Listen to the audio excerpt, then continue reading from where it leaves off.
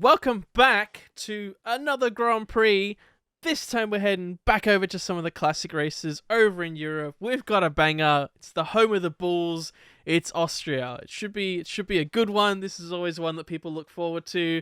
I think as much as maybe some people would argue this season isn't the most exciting at the top, I still think this race and a lot of the stories we're going to talk about should make it actually really interesting, and I am hella excited. How about yourself? Yeah, it's. I think it's going to be an intriguing weekend again. Sprint weekend back as well. So, yes, indeedy. Does change things up quite a bit. I had a very quick look. There is some weather about as well for the weekend, especially with some weather about.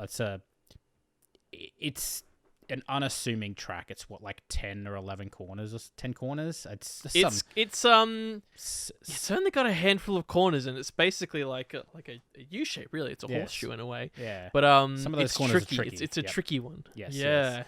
I do think it might be a little bit closer than we have seen. Max is still. I think he'll probably still stream ahead a little bit, but I think.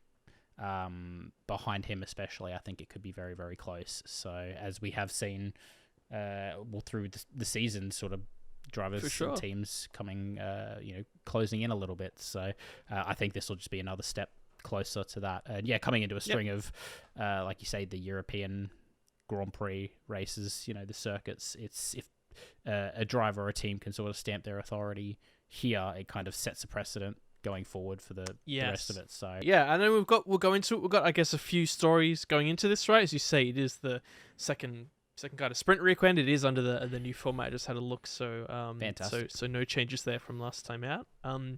A few teams have kind of a few upgrades here. Kind of two big notable teams. One is Ferrari. They're actually using a filming day before the weekend begins to further test some bits that they have. I think I saw someone called them Red Bull-esque. I don't know whether it's just. Yes, everyone I don't know whether it's the just fast Red Bull. yes, crazy. Exactly. I don't know whether they are just further testing, slight tweaks on the bits that they added in Spain, of course. But I did see that apparently they're using a filming day specifically to do some extra tweaks. Maybe they've changed a few little things here and there, or maybe completely changed the setup, or want to have a bit more time to evaluate before the weekend kicks off. Yeah, I know they for the Canada weekend they were basically bigging up their update saying this is where our true pace comes through, and they had a decent weekend in the end, but that was because of the strategy calls throughout the race. Their qualifying, they kind of didn't really get the chance to really show what their car is capable of. So I think it's probably pretty wise of them with the big upgrade that they've taken to take some time to really understand it. And like I say, coming into a big stretch of the European stretch of tracks, I think it's good to have a base, a better base to build from. So I'm very, very curious to see if Ferrari can sort of back up what they say. But yes, it's Ferrari, so who knows? But I guess it is given it is a sprint weekend, you will have less kind of practice setup time in general. Yep. So it's also probably why they're saying, look, let's Travis during a weekend, let's get a bit ahead of things there. That's a fair point too. And apparently McLaren as well, they kind of moving into a real big phase on their next big rollout, as they call it as well. So apparently they've got a few further changes this weekend, which is supposed to kick off a number of changes in the following kind of weekends to come. So we'll have to see. They seem to be, with what they've had so far, they've made some big steps from where they started. So we'll have to see if they can kind of solidify that, or whether they're just, taking advantage of maybe some some lucky strategy calls and two pretty good drivers. But we'll have to see, as we say. Other teams could again turn up with new things, or go backwards. It's a wild and wacky weekend out there. But I guess as well we have to see if the big dogs are going to fall down in their home Grand Prix. But you'd like to say that they're going to be extra energized here, or maybe one of them energized. There you go. Yes, Red Bull, get it? That's funny. It's good. It's too late for this. It's too late for this shit. No. Let's kick into predictions. Last week, we've got a bit of change of guard going on. I was closing up to you, I was taking some steps, and then blew it out of the water with my predictions last week. Almost got a clean sweep. You were very close very on close. On the random pick. I was one place out from Magnussen, and it was 18th, I think, right? Yeah. So I got far too complacent, and I will not make the mistake again. You still scored. You still got 1.5. I think it was for a max win shock horror, but you did predict an Alonso on the podium, so you get that.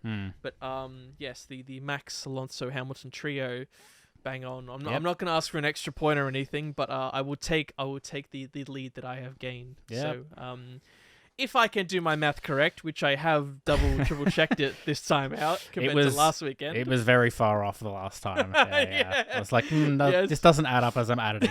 Anyway. So I believe I am now on 16 to your 14. Oh, so wow. Definitely a change of guard. So, oh, dear. Oh, dear. Oh, it's all right. Dear, we are in trouble. So. Oh, dear, we are in trouble. So, I mean, sprint weekend. Max. We do have the kind of yes. Yes. Can we go for P2 for sprint weekend? Is that more fun to predict? No. Cut the filibuster. Yes. Max wins it. Yes. Yes. Yep. Max. Yep. Fantastic. Nice. All right. Beautiful. Anyway, who's our other random number between 4 and 20? Right. Who else are we going to predict for the race? We will have. Let's give it a spin. It will be P6. That is a head scratcher. This is the first one I think we've had this high. Yeah, I think we had like an 8 or a 7 maybe once. I think it's 8, but yeah. A 6, yeah. 4, 5, 6 are really tricky. This is something I feel like you can actually predict well as well. Like it's 11, 12, 13. It's like, it could be anyone, like who has a good weekend. Because depending on your podium, you probably picked a team or two to be strong. Yep. I'll go signs. I'll snipe signs for that spot, I think. Fuck. I was thinking it. I'm like, Too slow, I'll let him pick. slow. I sniped it last time. I'll let him pick this time. I'll say Ocon then. I think Alpine. Yeah, I think they do have some pace. I mean, they've showed it obviously third place at Monaco. I think it's kind of hard to predict where they're going to be strong at the moment, but I think they do have pace in that car, and when they get it together, I think they can be very, very strong. So, and Ocon has shown, especially Ocon has shown he is, when that car's in the right window, he's really, really good in it. So we'll say Ocon, just because I can't pick Sainz, because I think I'm going to pick Sainz. So if it is Sainz, am I going to be pissed. I'm going to boycott all of this and doesn't matter. Void it. You'll be faster next time. You'll need more of it. I waited until late to record so you would be slow so I could snipe in ahead of time. Oh, damn it. This is the only... I wanted to record earlier and he pushed it back. This is the only reason. Teamwork. Sabotage. Main event, of course. The question is... Max. We're seeing a few drivers, maybe a bit consistent in P2, P3. Yes, let's Max. Pop. Very good. Yep. It's on the screen now. Fantastic. But... more of the story for P2, P3, as I say, we've seen a few consistent faces pop up here and there. It's kind of like, do you just go with what we had for a few weekends now? Or do you maybe think that, look, it's Austria, maybe because it's a sprint weekend, you've got more time for some teams that maybe take a bit longer to, get up to speed and everything. They can get all their bad woes out during qualifying or such. So, qualifying 1 and qualifying 2 and all of that. There's a lot of sessions out there. So I guess the question is, maybe I'll go. My P3 is maybe the most interesting. Okay. You can go. So, you can go bold because mine's not very interesting. So okay. So I'll go my P2. I'll get that out the way. I think Mr. in the green, Mr. Nando, despite his maybe, as we said a few races ago, a little drop in performance, has shown that he's still got the bit between his teeth. I still double down to say in Canada, if he started in a clean P2, I think he would have for the first time genuinely given Max a little bit of a spook more than he has before.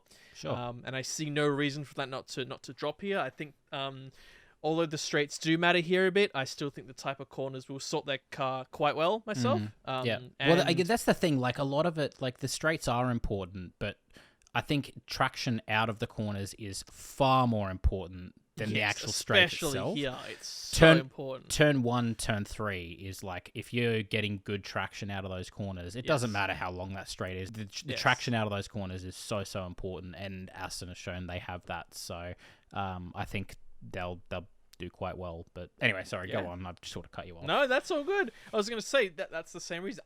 I'm curious though. Your P2. I have gone Alonso. Yes, yeah. Okay. Yeah, I do expect, like, after seeing Alonso again in Canada, my worry was back in Spain that maybe it's sort of the, they've sort of dipped in performance a bit. Obviously, he's shown they haven't. And as you say, if he didn't get jumped off the line in Canada, if he wasn't managing that brake issue for what seemed like, I think, over half the race, I think he says like 40 there was that laps. too, of course. I was yeah, yes. And he was still holding off Hamilton, like still lapping the same pace. And granted, Max was probably saving, but like he wasn't absolutely running away with it either. Yes. So yeah, there is fair chance to say that he has closed a little bit on that Red Bull, or at the very least, he's a very clear second at the moment, I feel like. So, it's hard to stray from him P2 at the moment. So, and P3, I'll just echo what you said last week, and I'm going to go Hamilton because I think, I think Mercedes are onto something. And if I don't, I think it's going to be more of a shock if I don't see a Mercedes at least third or fourth for the rest of the season now. I think they've figured it out, and I think they're only going to get stronger.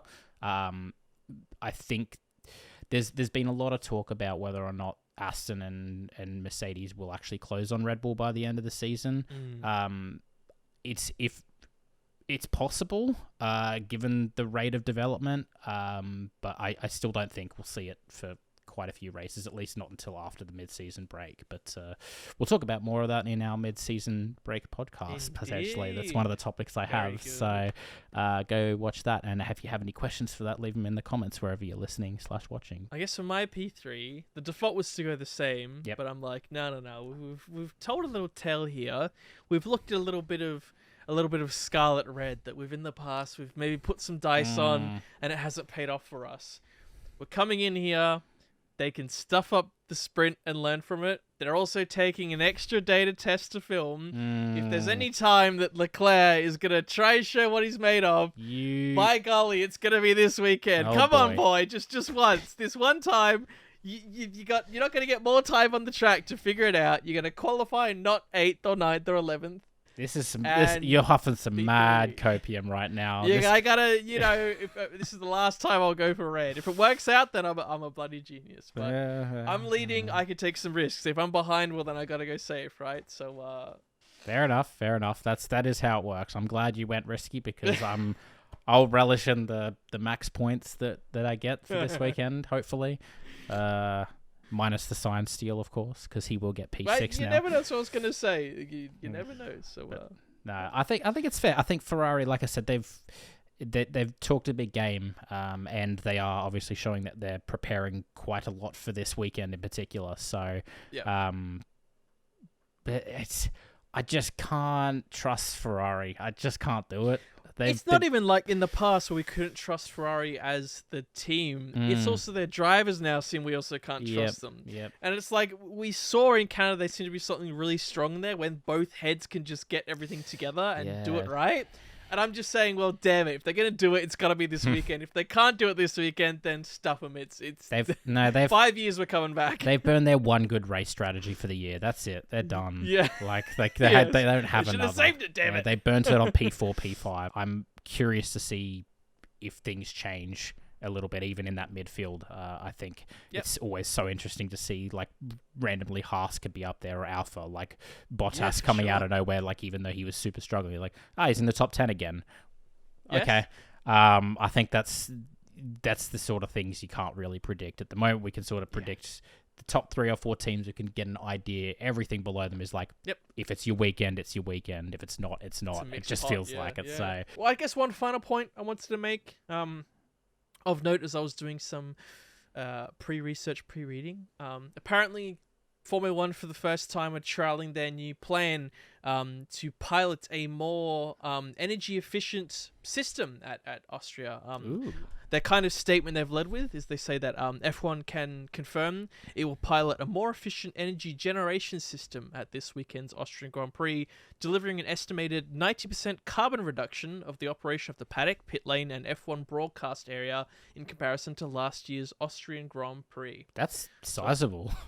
thought that was an interesting tidbit. Yeah, and wow. I'm sure there'll be a little bit of chatter on it. So Yeah. if that is a 90% reduction in operations, That's unbelievable. That's Yeah. a big effort. So Yeah. I know they've talked the talk. They've said, look, we want to be, Mm. net zero by 2030, which is a pretty big call when you say that, look, they fly tons of freight around the world that uses quite a lot. So obviously they're saying that we're going to start putting some big changes in now. So we'll have to see how that goes. But good on F1, I guess. Hopefully it doesn't cause any technical issues, which yes, being that big a reduction, maybe there's some oversights, but maybe there was some behind the scenes trials in Canada that didn't work out, and that's what happened. We get it now. They're out of power in the first day. Oh boy. Be sure to have a think about your suggestions. If you've got a bold idea for the sprint or the race, then have a think. Let us know what you think. But otherwise, be sure to enjoy the weekend. Be sure to set some time aside because there's a lot of action to follow. And after it's all winded down, we will be back to review it after the race has completed. And the video will come out less than 2 weeks after the race. Yeah, we're getting better at it. I'll keep this energy going. Yeah. I've got the jam. I've got the jive. Fantastic. Well, thanks for watching / listening, everyone. And we'll see you next time. Indeed. Catches. Bye.